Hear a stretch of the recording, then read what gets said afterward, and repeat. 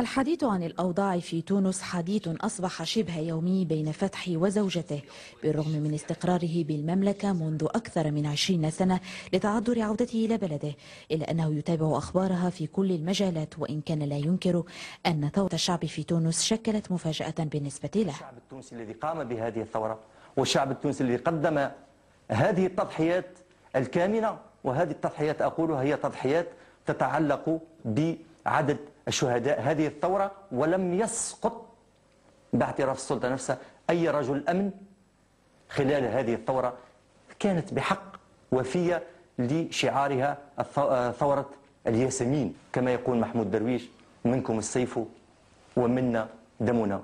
بذلك انتصر الدم على السيف. وعلى عكس الأستاذ فتحي، ما حدث في تونس كان متوقعا في أي لحظة.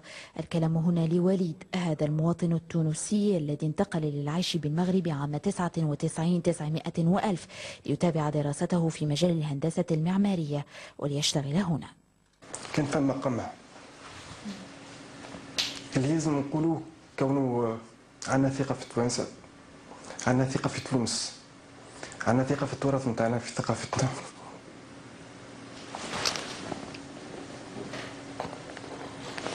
وعندنا ثقة خاصة. شنو كتمنى الآن؟ شنو كتمنى؟ اللي نتمناه هو أنه ما تصيرش انشقاقات. بين وليد وفتحي اختلفت قراءة أحداث ثورة الياسمين كما أطلق عليها.